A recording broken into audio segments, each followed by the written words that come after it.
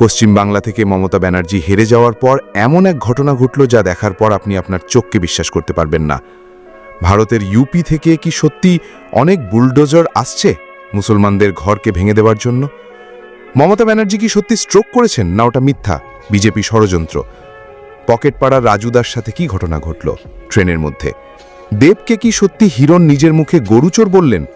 রচনা ব্যানার্জি লাইভে এসে কেন কাঁদলেন? কোয়েল কি আসলেই মমতা ব্যানার্জিকে ধোঁকা দিলেন পদত্যাগ করে? আর দেবের সাথে কি ঘটল ঘাটালের মধ্যে? বন্ধুরা, আজকের এই ভিডিওর মধ্যে আপনারা এমন কিছু ঘটনা, এমন কিছু ক্লিপ দেখবেন যা দেখার পর আপনি আপনার নিজের চোখকেও পর্যন্ত বিশ্বাস করতে পারবেন না। ভারতের পশ্চিমবঙ্গ থেকে মমতা ব্যানার্জি হেরে যাওয়ার পর থেকে এমন একটা ঘটনা ঘটছে যেগুলো আমি আজকের এই ভিডিওর মধ্যে আপনাদের সামনে তুলে ধরব। তো বন্ধু, চলুন শুরু করা যাক। ভিডিওর মধ্যে আপনারা দেখতে পাচ্ছেন এখানে মালবাহী ট্রেন করে অনেক বুলডোজার আসছে, আর এই বুলডোজারগুলোর মধ্যে লেখা আছে NR, মানে এটা নর্থ রেলওয়ে থেকে। তাহলে কি এটা ইউপি থেকে আসছে পশ্চিমবঙ্গের মুসলিমদের এবং তৃণমূলদের ঘরকে ভাঙার জন্য? কি বলছে বিশ্লেষকরা? আর বন্ধুরা, মমতা ব্যানার্জির এই ভিডিওটি সোশ্যাল মিডিয়ায় খুব ভাইরাল, যেখানে দাবি করা হচ্ছে মমতা ব্যানার্জি নাকি স্ট্রোক করেছেন।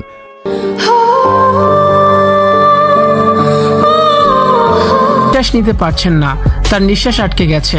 সূত্রের খবর, নির্বাচনের ফলাফল আশানুরূপ না হওয়ায় আসলেই আমরা এই ভিডিওটি সত্যতা জানার পর জানতে পারি এটা সরাসরি মিথ্যা প্রপাগান্ডা। আর রাজুদা, তিনি ট্রেনে করে যাচ্ছিল, তার সাথে যা ঘটল।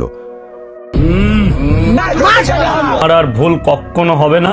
একসময় পকেট পরোটা বিক্রি করেই সামাজিক যোগাযোগ মাধ্যমে ভাইরাল হয়েছিলেন রাজু। হাসি মুখে পরোটা বিক্রি করা সেই মানুষটি এখন ফের আলোচনায়, তবে এবার ভিন্ন এক কারণে। এবার ভাইরাল হলেন আতঙ্ক, অপমান আর রাজনৈতিক উগ্রতার এক ভয়ঙ্কর ঘটনার কেন্দ্রে এসে। সম্প্রতি ছড়িয়ে পড়া এক ভিডিওতে দেখা যায় চলন্ত ট্রেনের ভেতর রাজুকে ঘিরে ধরেছে কয়েকজন লোক।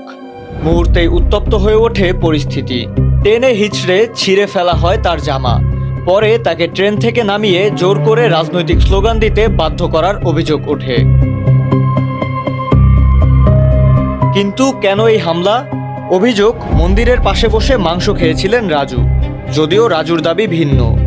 তার ভাষ্য, পুরনো এক ভিডিওতে জয় বাংলা স্লোগান দেওয়া এবং পশ্চিমবঙ্গের সাবেক মুখ্যমন্ত্রী মমতা ব্যানার্জিকে সমর্থনের কারণেই তাকে টার্গেট করা হয়েছে।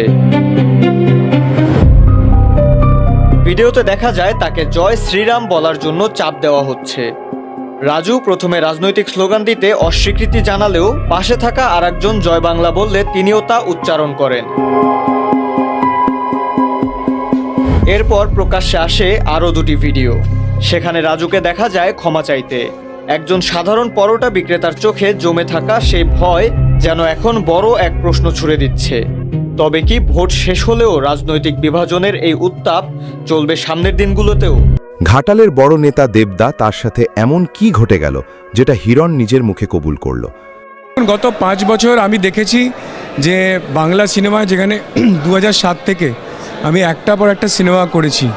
2020 অবধি সিনেমা করেছি। 2020 ডিসেম্বরে যখন আমি বিজেপি জয়েন করি, তারপর থেকে পশ্চিম বাংলা সিনেমার কোনো প্রডিউসার, কোনো ডিরেক্টর, কোনো অ্যাক্টর, কোনো হিরোইন কেউ আমার সঙ্গে যোগাযোগ করেনি। কেউ একবার জিজ্ঞেসও করেনি, হিরণ তুমি কেমন আছো?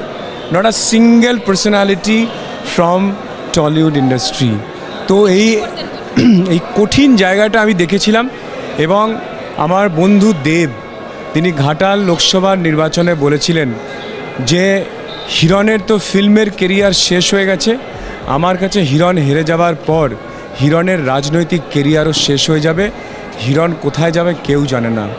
তো সেজন্য আমি দেখেছি যে বাংলা সিনেমায় প্রডিউসার, ডিরেক্টর, অ্যাক্টর, আমার সহযোদ্ধারা, আমার বন্ধুরা, তারা কিভাবে রং পাল্টে দিয়েছিলেন। কেউ একবারে জন্মদিনে উইশও করতেন না। আমার সিনেমার হিরোইন থেকে শুরু করে সবাই স্তব্ধ হয়ে গেছিলেন। আজকে জেতার পর অনেক হিরোইন থেকে শুরু করে অনেক প্রডিউসার, অনেক ডিরেক্টর জেতার সঙ্গে সঙ্গে আমাকে মেসেজ করেছেন, হিরণ কংগ্রাচুলেশনস, কংগ্রাচুলেশনস। অনেককে দেখছি তারা পাল্টি খেয়ে গেছেন যে আমরা এবারে ত্যাগ করলাম রাজনীতি, আমরা আর করব না। কারণ আমাদের যা মুনাফা নেওয়ার তৃণমূল কংগ্রেসের সরকারের থেকে আমাদের তা নেওয়া হয়ে গেছে। এবার তো আগামী 50 বছর বিজেপি এখানে থাকবে, সেজন্য আমরা রং চেঞ্জ করলাম, আমরা পাল্টি খেয়ে গেলাম।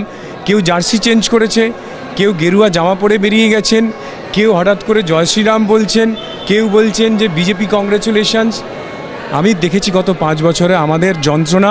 নায়িকা কোয়েল মল্লিক তিনি সত্যি মমতা ব্যানার্জিকে ধোঁকা দিলেন? মমতা ব্যানার্জি কি এটা ভেবেছিলেন? এবার তৃণমূলের সংরক্ষিত আসন থেকে পদত্যাগ করতে যাচ্ছেন অভিনেত্রী কোয়েল মল্লিক।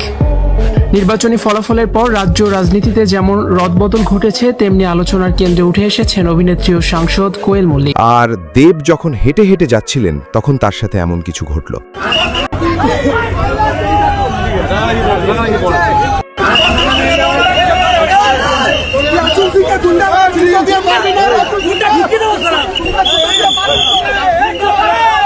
বন্ধুরা, এখন আমি আপনাদেরকে এমন একটা ভিডিও দেখাবো যে পশ্চিমবঙ্গের সাবেক মুখ্যমন্ত্রী মমতা ব্যানার্জি তিনি লাইভে এসে বিজেপির এমন কিছু গোপন ভান্ডা ফাঁস করলেন যা দেখার পর আপনি নিজের চোখকেও বিশ্বাস করতে পারবেন না। চলুন সেই সব ভিডিওগুলো দেখে নিতে হবে। নিজের ভাষণে এক বিস্ফোরক অভিযোগ করেন মমতা। তিনি জানান তাকে না জানিয়ে নাকি বিজেপি তার বাড়ির ইন্টারনেট কানেকশন কেটে দিয়েছে। মমতার অভিযোগ, তার কাছে কোনো ফোন বা মেসেজ না আসায় তার সন্দেহ হয়। এরপর তিনি বিষয়টি খতিয়ে দেখে বুঝতে পারেন তার বাড়ির নেট সংযোগ বিচ্ছিন্ন করে দেওয়া হয়েছে। তার দাবি, তাকে যদিও অন্তত 1 ঘন্টা আগেও জানানো হতো তাহলে তিনি প্রস্তুতি নিতে পারতেন। একই সঙ্গে এদিন মমতা জানান তিনি এমনিতেও কারোর ভিক্ষার দয়ার জিনিস নেন না, তিনি এমনিতেই তা ছেড়ে দিতেন। একই সঙ্গে তিনি জানান যেদিন থেকে বিজেপি জিতেছে সেদিন রাত থেকেই তার নিরাপত্তা ব্যবস্থাও তুলে নেওয়া হয়েছে। কি বলছেন প্রাক্তন মুখ্যমন্ত্রী মমতা ব্যানার্জি, শুনব। 2011 জেতার পরে আমি কারোর ওপর কোনো অত্যাচার করতে দিইনি, এবং আমি নিজে তখনকার তদানীন্তন চিফ মিনিস্টার ছিলেন বুদ্ধদেব বাবু, আমার নিজের বুলেট প্রুফ কার্ডটা তার কাছে পাঠিয়ে দিয়েছিলাম এবং Z+ সিকিউরিটি দিয়েছিলাম। আর ওরা যেদিন থেকে জিতেছে সেই দিন রাত্রির থেকে আমাদের সব সিকিউরিটি উইথড্র করেছে। এমনকি গত পরশু দিন আমি অবাক হয়ে গেছি যখন দেখলাম আমার ফোন আসছে না, মেসেজ আসছে না, আর কেউ আমাকে ফোনও করছে না। তারপরে দেখলাম ইন্টারনেটটাই উইথড্র করে নিয়েছে। আরে আমাকে একটু 1 ঘন্টা আগে জানাতে পারতো। আমি তো চাই ওরা উইথড্র করুক, আমি ওদের দয়া নিতে চাই না, আমি কারো ক্ষমা ভিক্ষে চাই না, আমি কারো সহানুভূতি চাই না। কারণ লড়াইটা আমরা জিতেছি, এটা মাথায় রাখবেন। আমাদের হারানো হয়েছে, এটাই অতীব সত্যি, আগামী দিন প্রমাণ হবে। দিল্লির অল ইন্ডিয়ার সব লিডাররা আমার সাথে যোগাযোগ করেছেন। আমি তাদের, সোনিয়াজি কথা বলেছেন, রাহুল গান্ধী কথা বলেছেন, খার্গেজি কথা বলেছেন, উদ্ধব ঠাকরে আমাদের মেসেজ পাঠিয়েছেন, তেজস্বী মেসেজ পাঠিয়েছেন, অখিলেশ নিজে এসে ঘুরে গেছেন। এছাড়াও হেমন্ত সোরেন থেকে শুরু করে কেউ বাকি নেই। কাজে আপনাদের, ইভেন অরবিন্দ বলেছে আমি নিজ জীবনে এত কষ্ট পাইনি যখন আমি নিজেও হেরেছি, এটা হারানো হয়েছে। আমি তাদের সকলকেই মিটিং থেকে কৃতজ্ঞতা জানাই। এবং আপনাদের কাছে একটা কথা বলি, সংখ্যায় হয়তো বেশি লোক এখন পাবেন না, তার কারণ সবার বাড়ি আটকে রেখে দিয়েছে, নয় ভয় দেখাচ্ছে, নয় চুরি করে নিচ্ছে, নয় ডাকাতি করে নিচ্ছে, এমনকি কিছু গুন্ডা বাহিনী। আপনাদের আমি কি বলবো, পরশুদিন মহুয়া মিত্র আমাদের সাংসদ কলকাতা থেকে দিল্লি যাচ্ছিল প্লেনে, সেখানে দেখছে দিল্লিতে যাচ্ছে কলকাতা থেকে যারা লিগিং করতে এসেছিল তারা ফিরে যাচ্ছে। তারা ওখানে ওকে এত অশ্লীল ভাষা বলেছে, ভিডিও আমাদের কাছে আছে, ওর সঙ্গে সঙ্গে ব্যাক করে চলে এসছে। বললো দিদি আমি তর্ক করতে গেলে আমি চাইনি ওদের সাথে কোনো বিতর্কে জড়াতে। আমি বললাম ভালো করেছো, এভিডেন্স কিন্তু আমাদের কাছে সব কিছু আছে, নিশ্চিন্তে থাকুন। আমরা এই লড়াইটা, কল্যাণ আছে, আমি আছি, চন্দ্রিমা আছে, কপিল সিব্বল আমাকে ফোন করেছিল, অভিষেক মনু সিংভি ফোন করেছিলেন, বললেন যা সহযোগিতা করার আমরা করব। প্রশান্ত ভূষণজিও লড়াই করছেন, মেনেকাও আছেন, আমি নিজেও সিনিয়র বার অ্যাসোসিয়েশন বার কাউন্সিলের লয়ার, বিমানদা আছেন আমাদের খুব সিনিয়র অ্যাডভোকেট, অশোকদা আছেন, আমাদের বৈশা আছে, শুভাশিস আছে, চন্দ্রিমা আছে, অনেকেই আছে। আমাদের লড়াই আমরা করতে জানি, আমরা এটা করে নেব। এই অনুষ্ঠানে বিজেপিকে রুখতে বাংলায় নজিরবিহীন জোট বার্তা দিয়েছেন মমতা ব্যানার্জি।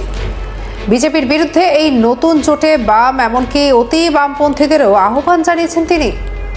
এদিন তিনি বলেন, তৃণমূল থেকে আবেদন জানাচ্ছি, দরকারে গ্রহণ করবেন নয়তো করবেন না। আমি সব ছাত্র যৌবনদের আবেদন করতে বলবো। ব্যবসায়ীরা করবেন না, কারণ তাদের বিনিয়োগের একটা ব্যাপার থাকবে। জোট বাঁধুন, সবাই এক প্ল্যাটফর্মে আসুন। যত রাজনৈতিক দল আছে যারা বিজেপির বিরোধিতা করে সকলে আসুন, এমনকি বাম ও অতি বামরাও আসতে পারেন। আমার কোনো ইগো নেই, বিজেপিকে রুখতে হলে সকলে একসঙ্গে থাকবো। দিল্লিতে তো লড়াই করব, রাজ্যেও জোট বেঁধে লড়বো। কি বলছেন মমতা, শুনবো। এই সিচুয়েশনে যখন চারিদিকে সন্ত্রাসের একটা বজ্রনিঘাত চলছে, বজ্রপাত, সেখানে ভয় না পেয়ে আমি বাংলার যত রাজনৈতিক বিরোধী দল আছেন, তৃণমূল কংগ্রেসে থেকে আমি আবেদন জানাচ্ছি, যদি মনে হয় আবেদনটা গ্রহণযোগ্য করবেন, তা নাহলে করবেন না, এটা আপনাদের অধিকার। কিন্তু আবেদন জানাতে তো কোনো অসুবিধে নেই। সহ সমস্ত ছাত্র সংগঠন, যারা বিজেপির সংগঠনের দ্বারা এসইউসির ছেলেদের আপনারা দেখেছেন, ছেলে মেয়েদের কলকাতা ইউনিভার্সিটিতে কিভাবে মারা হয়েছে, সহ সমস্ত স্টুডেন্ট ইউনিট, ছাত্র যৌবন, এনজিও, বিজনেসম্যানরা করবে না, বিকজ তাদের ইন্টারেস্ট আছে, ভেস্টেড ইন্টারেস্ট আছে। কিন্তু সাধারণ মানুষ আসবেন, তাদের সবাইকে নিয়ে আমি বলবো জোট বাঁধুন। আমরা সবাই চাই একটা যৌথ প্ল্যাটফর্ম তৈরি হোক, যে প্ল্যাটফর্মে অল পলিটিক্যাল পার্টি যারা বিজেপির এগেনস্টে, এমনকি আপনারা যদি বলেন লেফটিস্ট, আমার কোনো ইগো নেই, আমি সবাইকে নিয়েই চলতে চাই। এবং আজকে যা অবস্থা, বিজেপিকে যদি রুখতে হয়, লেফটিস্ট সবাইকে, আল্ট্রা লেফট সবাইকে, আমাদের তৃণমূল কংগ্রেস আমরা কথা দিচ্ছি, ন্যাশনাল পার্টি সবাইকে, যার যতটুকু শক্তি আছে, দিল্লিতেও যেমন আমরা লড়াই করব, তেমনি বাংলাতেও আসুন আমরা জোট বাঁধি।